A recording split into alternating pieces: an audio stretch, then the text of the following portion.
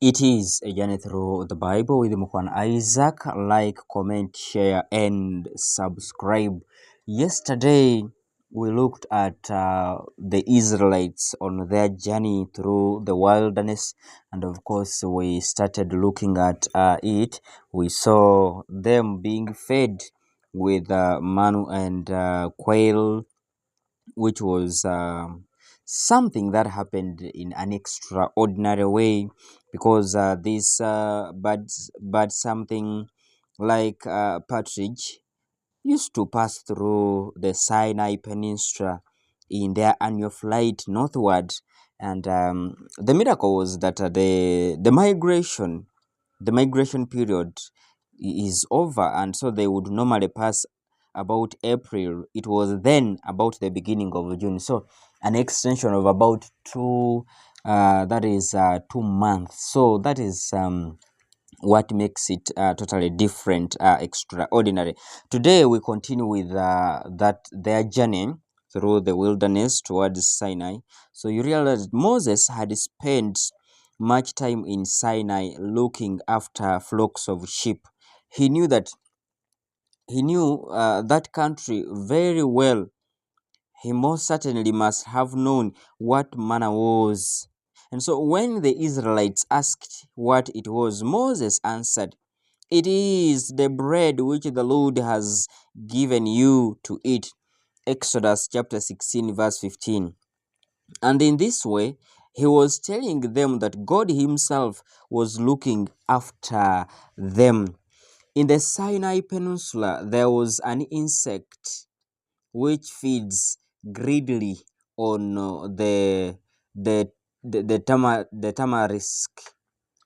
tamarisk trees of the region, and so drops of sugar pass from the body of the insect. The sun causes this sugar to drop from the trees during the cool night. It hardens.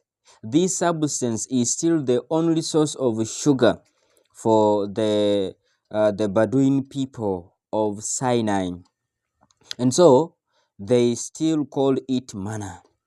Yes, it is gathered in the evening or early morning during June and July. It can be seen as it is or mixed with flour. The Bible does not tell us how much or for how long the Israelites ate manna during their journey. They had flocks which could provide a good part of their food and milk and meat. But because they had their flocks, we must not stay or say that there was no miracle. There was. Normally, it would not have been possible for so small a distinct to give sufficient manna to save hundreds or possibly thousands of Israelites from starving over a period of many weeks. Even if manna were only part of their daily food, in a miraculous way, God provided for His chosen people much more manna than could have been produced in the normal way. And so that is the natural way, of course. Not to, yes, how God's power is shown in a special way. For although manna does not ordinarily spoil, yet because God ordered the people to collect enough only for 1 day at a time, except on the day before the Sabbath when they had to collect a double amount. The manner which anyone collected against his orders was spoiled. So you see how extraordinary this was. This was a lesson in obedience and trust. God acted in a special way also, so that no manna appeared on the Sabbath day, and no one collected on that very day. So on the day before, much more fell, and the manna which had to be kept for the Sabbath did not spoil. This was a very clear way of teaching the Hebrews to keep holy the Sabbath by not working. The Israelites, again, when you read chapter 17, complained about a lack of water. God told Moses to strike a rock at Horeb, and water came out.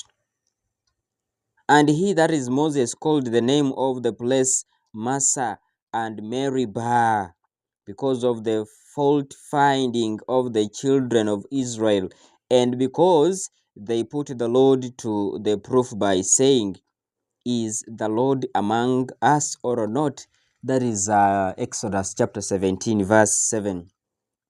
People called the Amalekites, you see, they called the Amalekites, came out to fight against Israel.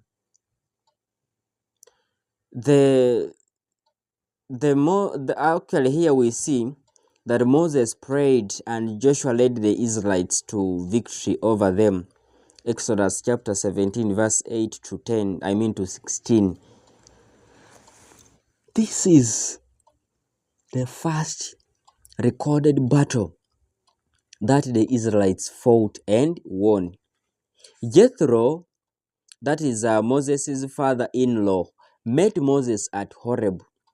He advised Moses to organize and divide his work, since it was becoming impossible for him to do everything, leading the march, choosing places to make camp, and finishing the quarrels of the people, and many others alone.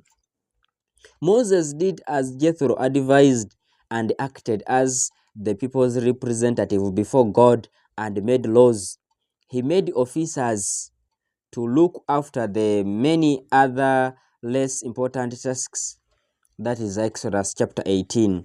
And so 7 weeks after leaving Egypt, the Israelites came to Mount Sinai, where God made his covenant with them. And so tomorrow we shall see the covenant at Sinai and God's plan for Israel. Like, comment, share, and subscribe. I have been Mukhwana Isaac with a journey through the Bible. Be blessed.